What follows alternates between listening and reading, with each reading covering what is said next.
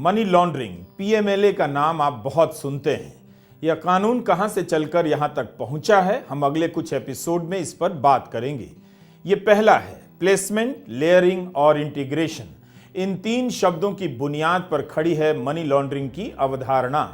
Cash को किसी तरह बैंकिंग सिस्टम में लाकर उसका स्वरूप बदल दिया जाता है। आपको याद होगा, नोटबंदी के समय आरोप लगा कई बड़े लोगों ने अपना काला धन जनधन खाते में जमा करवा दिया, फिर बैंक से निकाल भी लिया। इस तरह से वो पैसा सफेद हो गया। उस समय इतनी खबरें आने लगी कि वित्त मंत्रालय को बाकायदा प्रेस रिलीज जारी करना पड़ा कि कुछ लोग अपने काले पैसे को दूसरों के बैंकों में जमा करा रहे हैं और इसके बदले में इनाम भी दे रहे हैं। मंत्रालय ने चेतावनी दी कि जांच होने पर अगर निकला कि किसी और का काला धन बैंक में जमा कराया गया है तो आयकर लगाने और जुर्माने की कार्रवाई की जाएगी। साथ ही जो अपने बैंक में पैसा रखने देगा उस पर भी कार्रवाई होगी। हाल ही में जस्टिस नागरत्ना ने कार्यक्रम में कहा कि नोटबंदी के बाद 98% पैसा सिस्टम में वापस आ ही गया, तो काले धन की रोकथाम कैसे हुई? 98% of the demonetized currency came back to the Reserve Bank. So where were we heading towards what is called the black money eradication? I thought it was a way of converting black money into white money by this demonetization, because firstly 86% of the currency was demonetized and 98% of that currency became white money. Jan Dhan खाते के उदाहरण से आपको placement, layering और integration का कुछ तो अंदाजा हो ही जाता है। प्लेसमेंट में काला धन बैंक में जमा किया जाता है ताकि काले धन को उसके उद्गम से, ओरिजिन से दूर किया जा सके।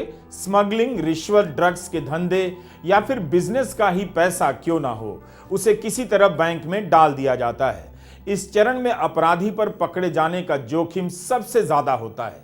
अलग अलग बैंकों में कई सारे छोटे छोटे बैंक खाते खोले जाते हैं, इसे स्मर्फिंग कहते हैं। इसके अलावा काले धन से ऋण चुकाया जाता है, महंगे निवेश किए जाते हैं, मनी ट्रांसफर और एक्सचेंज में पैसा घुमाया जाता है, विदेशी मुद्रा खरीदी जाती है या बढ़ा चढ़ाकर रसीदें दिखाई जाती हैं। कई तरह से प्लेसमेंट किया जाता है। इसके अलावा पेमेंट और घूसखोरी कैश में भी होती है। प्लेसमेंट के बाद नंबर आता है लेयरिंग का। इसके जरिए काले धन को असल मालिक से दूर करने का खेल शुरू होता है ताकि किसी को पता न चले कि काले धन का असली स्वामी कौन था। बार बार पैसे को अलग अलग बैंक या वित्तीय संस्थाओं में घुमाया जाता है। जैसे ही पैसे को उसके उद्गम से, ओरिजिन से दूर कर दिया जाता है, यानी अब पता न चले कि आया था कहां से और किसका था, फिर खेल शुरू होता है इंटीग्रेशन का। अब इस पैसे को वापस अर्थव्यवस्था में लाया जाता है। कई तरह के खातों से होते हुए यह पैसा वाइट लगने लग जाता है।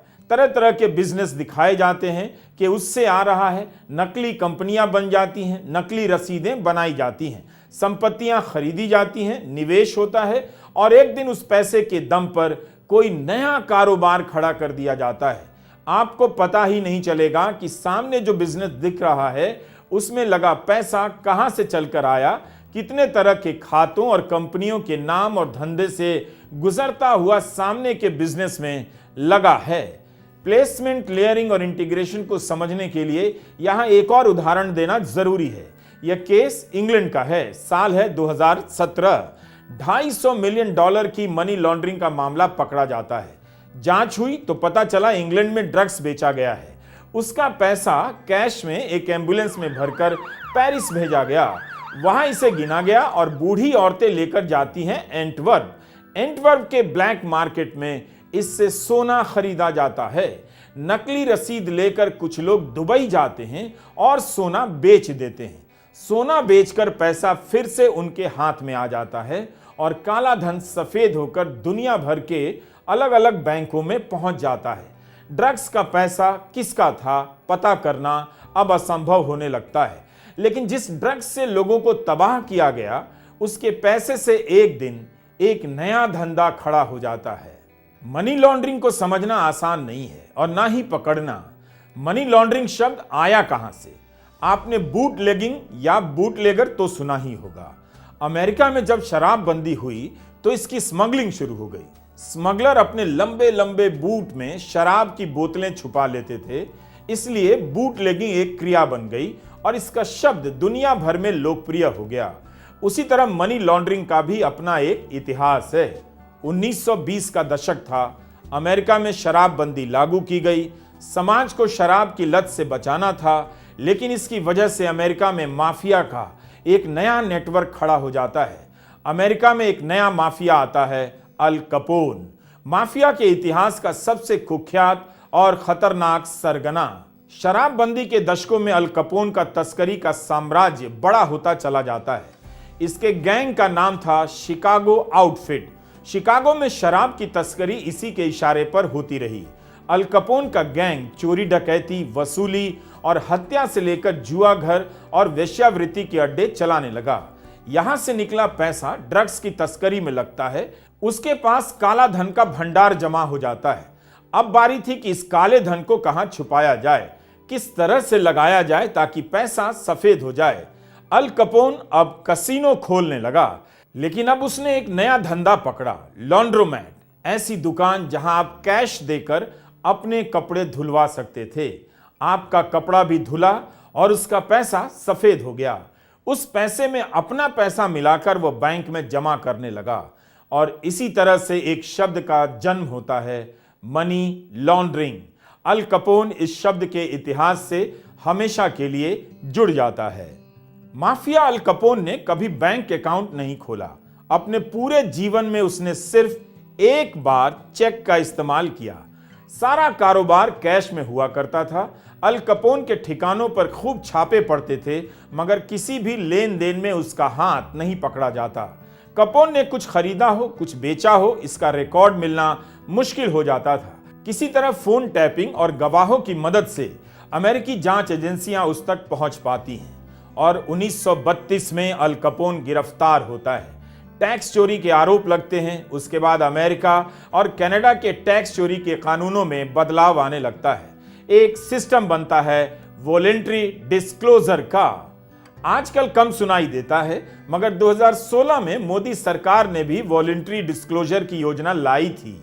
आप काला धन बताकर उस पर टैक्स देकर उसे सफेद कर सकते थे और कानून के चंगुल से हमेशा हमेशा के लिए आजादी की गारंटी ले सकते थे।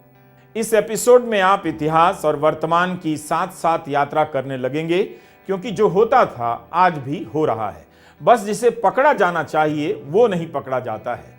हम मनी लॉन्ड्रिंग शब्द के पैदा होने की परिस्थितियों की बात कर रहे हैं और आपको दिखाना चाहते हैं कि कैसे इस कानून के जरिए भारत के लोकतंत्र से विपक्ष का सफाया किया जाने लगता है। एक खास तरह के आर्थिक अपराध को रोकने के लिए लाया गया मनी लॉन्ड्रिंग कानून, इसके इस्तेमाल से एक नए तरह का राजनीतिक अपराध किया जाने लगता है। शराबबंदी पर थोड़ी बात और कर लेते हैं। बिहार और गुजरात के अखबार उठाकर देख लीजिए। शराबबंदी के कारण शराब की तस्करी से जुड़ी अनेक खबरें आपको पढ़ने के लिए मिल जाएंगी। शराबबंदी के बाद शराब की तस्करी बढ़ जाती है। इसकी चपेट में गरीब लोग भी आते हैं और जेलें भरने लग जाती हैं। लोग नकली शराब से मरते रहे, मगर तस्करी बंद हो गई ऐसा दावा कोई नहीं कर सकता। अप्रैल 2023 की इंडियन एक्सप्रेस की एक खबर है, शराबबंदी के 7 वर्षों में बिहार में 199 लोगों की मौत नकली शराब पीने से हुई। हूच मामलों की संदिग्ध मौतों को जोड़ दीजिए तो करीब 270 लोगों की मौत हुई, मगर इन 7 वर्षों में एक भी व्यक्ति को सजा नहीं हुई। मार्च 2023 में गुजरात सरकार ने विधानसभा में जानकारी दी कि राज्य में 2 साल में 6,413 करोड़ के नशीले पदार्थ और शराब पकड़ी गई।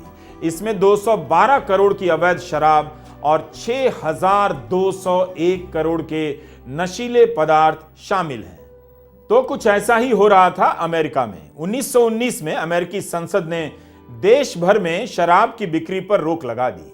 इसके पीछे प्रोटेस्टेंट ईसाई संगठनों और कई दशकों का धार्मिक सुधार आंदोलनों का भी दबाव रहा था। 19वीं सदी यानी 1820-30 के समय में धार्मिक सुधार जोर पकड़ने लगा। अमेरिका में धार्मिक रूप से समाज का शुद्धिकरण होने लगा और शराब पीने को लेकर तरह तरह की नैतिकताएं गढ़ी जाने लगीं।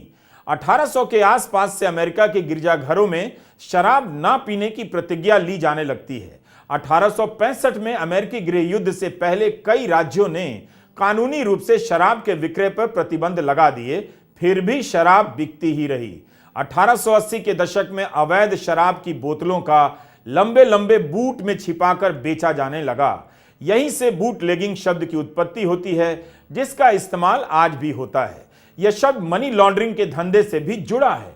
बस इसके बाद से कनाडा, मैक्सिको, बहामास, क्यूबा से शराब अमेरिका में लाकर बेची जाने लगी। दवा की दुकानों पर चोरी छुपे विस्की भी बिकने लगी। शराब कम हुआ तो दूसरे तरीके का नशा बढ़ा। नकली शराब बिकने लगती है और लोग पैसा बनाने लग जाते हैं।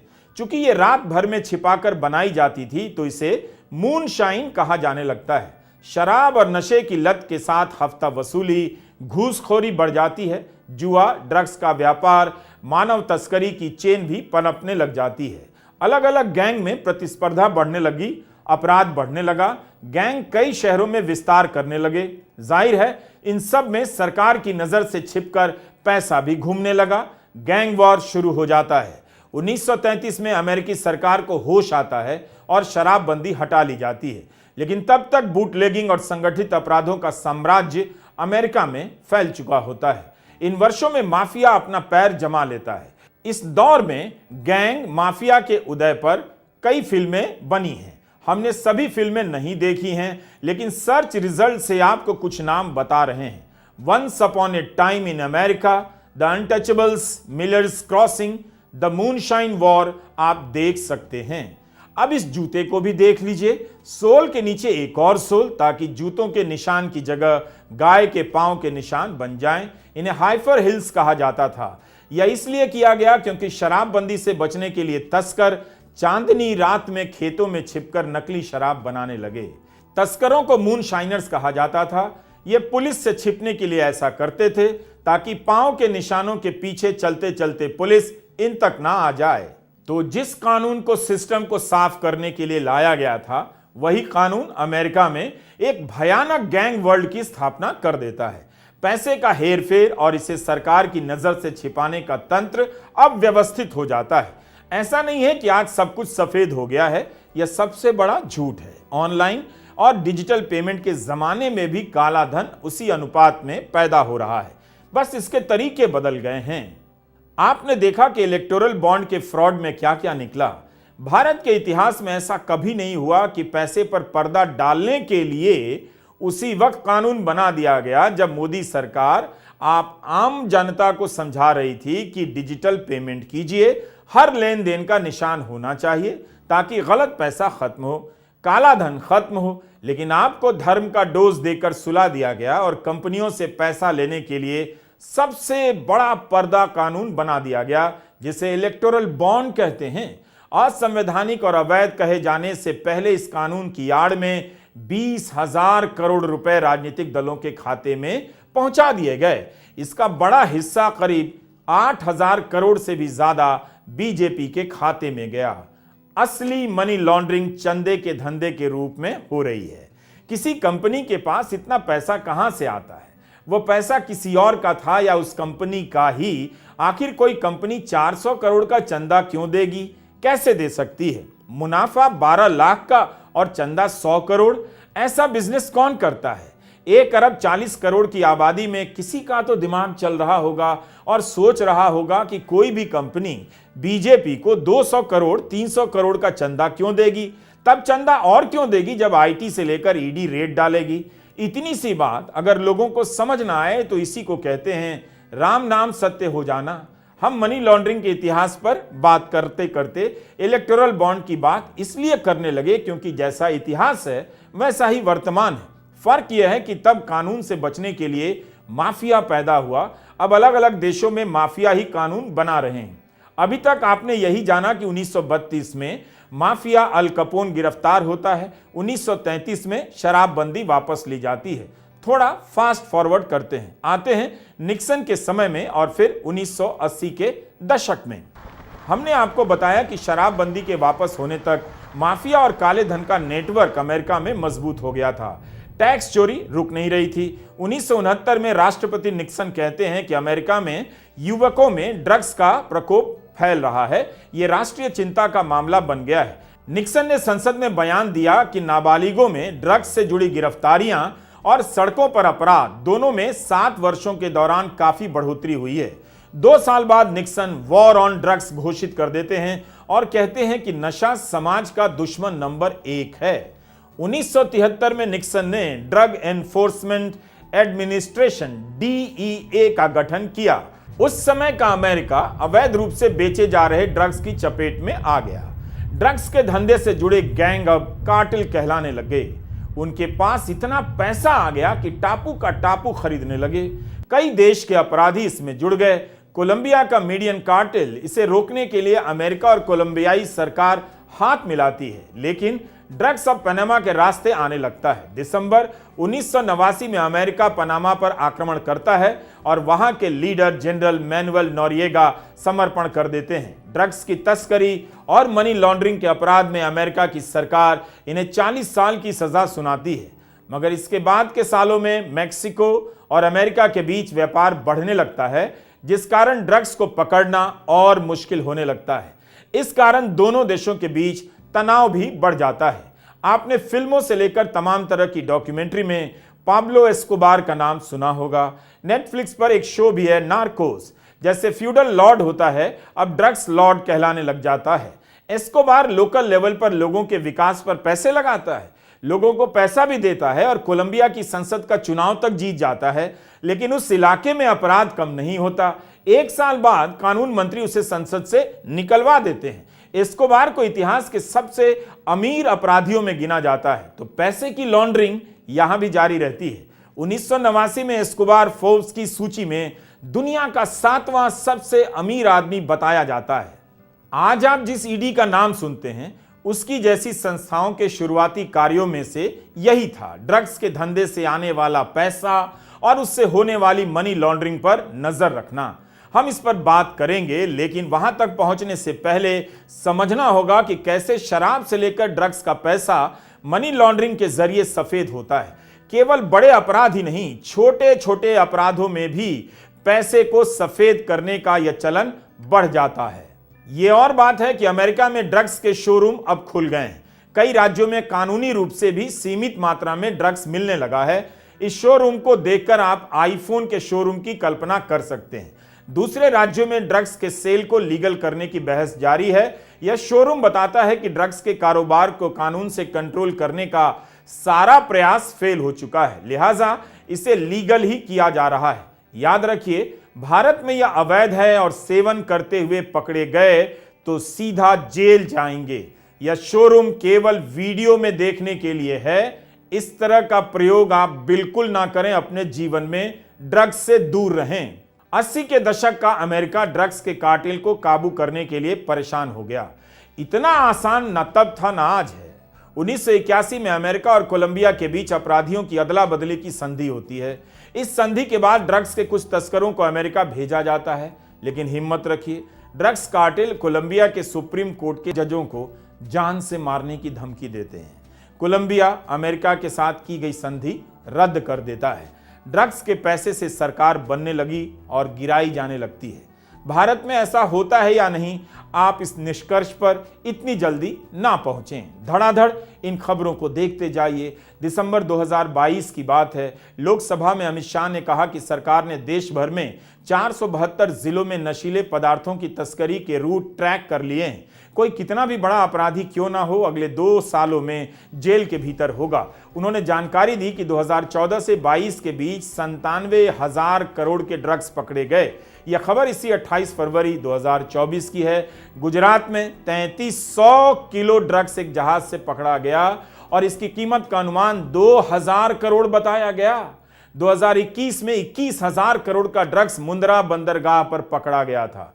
इंडियन एक्सप्रेस में नवीद इकबाल ने अगस्त 2023 की अपनी खोजी रिपोर्ट में बताया कि कश्मीर घाटी में नशे की लत तेजी से बढ़ती जा रही है। श्रीनगर के सबसे बड़े नशा मुक्ति केंद्र पर हर 12 मिनट पर एक मरीज आता है। इनमें अधिकतर लोगों को हेरोइन का नशा है और 2019 के मुकाबले 2022 में हेरोइन की जब्ती दुगनी हो चुकी है। 2019 के मुकाबले 60% अधिक लोगों की गिरफ्तारी हुई है।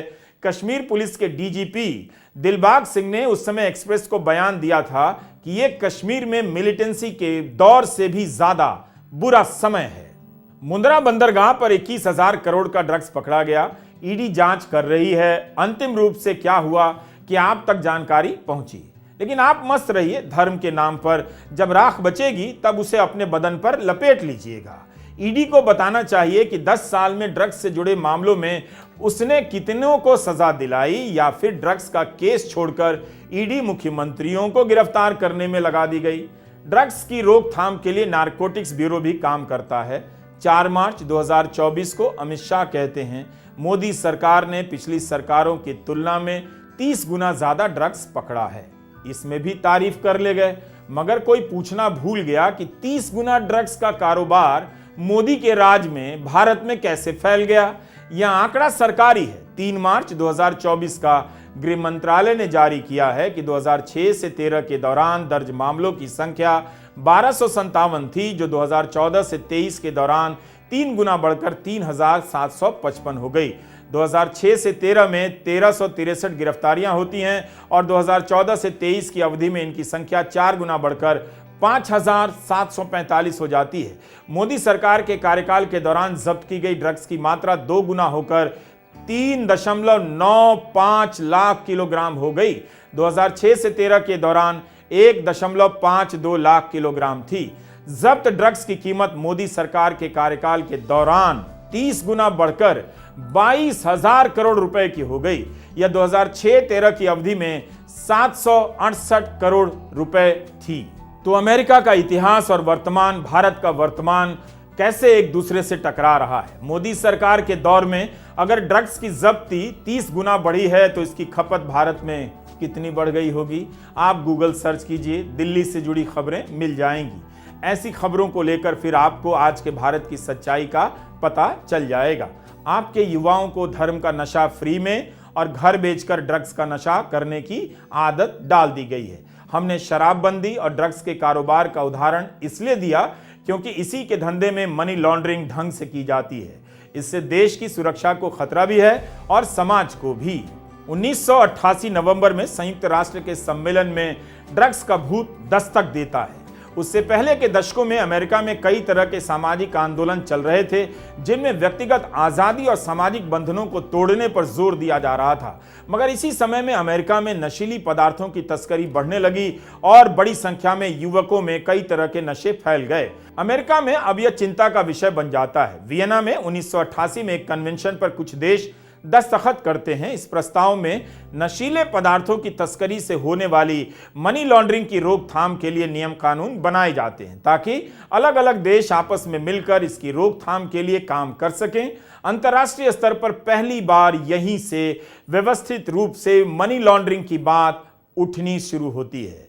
इसी सम्मेलन से निकलता है मनी लॉन्ड्रिंग का भयावह कानून। ड्रग्स का कारोबार तो नहीं रुका, लेकिन इस कानून के इस्तेमाल से भारत में विपक्ष को निपटाने का अचूक हथियार मिल गया। 6 महीने बीत गए। अब आता हूं जुलाई 1989 पर। G7 देश मिलकर FATF financial action task force का गठन करते हैं। इसके साथ यूरोपीय कमीशन और 8 अन्य देश भी जुड़ जाते हैं। शुरुआत में इस संस्था का काम मनी लॉन्ड्रिंग की तकनीकों और इसके ट्रेंड को समझना, राष्ट्रीय अंतर्राष्ट्रीय स्तर पर क्या कार्रवाई की जा रही है उसकी समीक्षा करना और मनी लॉन्ड्रिंग का सामना कैसे करना है इसके लिए रणनीतियां बनाना। गठन के अगले साल FATF 40 सुझावों की एक सूची बनाता है। इस सूची में धीरे धीरे और भी सुझाव जोड़े जाते हैं। इसकी वेबसाइट पर आगे की जानकारी आपको मिल जाएगी। 2001 में FATF के मैंडेट में आतंकवादी फाइनेंसिंग को भी शामिल कर लिया जाता है। इसमें लिखा है कि FATF के सदस्य देशों में ऐसे नियम और कानूनी प्रावधान होने चाहिए जिससे संपत्ति की रिकवरी जल्दी हो जाए।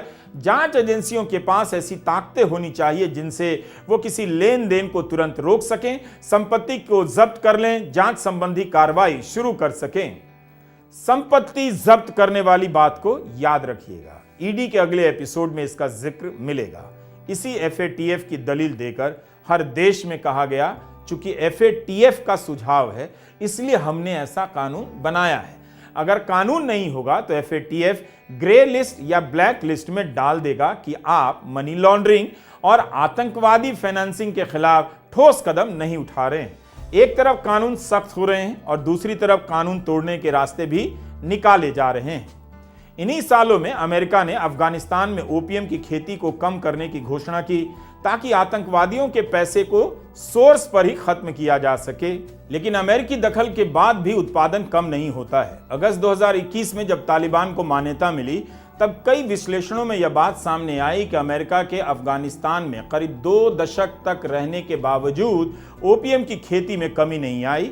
अमेरिका ने अफगानिस्तान में नारकोटिक्स के कारोबार के खिलाफ सबसे अधिक पैसा लगाया, 9 अरब डॉलर। लेकिन अमेरिका के आक्रमण के बाद अफगानिस्तान में पॉपी और ओपीएम की खेती रिकॉर्ड स्तर पर पहुंच गई। लेकिन हमने अफगानिस्तान और अमेरिका का उदाहरण क्यों दिया? एक झूठ रचा जाता है कि सद्दाम के पास वेपन ऑफ मास डिस्ट्रक्शन है, इराक को तबाह कर दिया जाता है। 2012 में FATF की सूची में वेपन ऑफ मास डिस्ट्रक्शन को शामिल किया जाता है।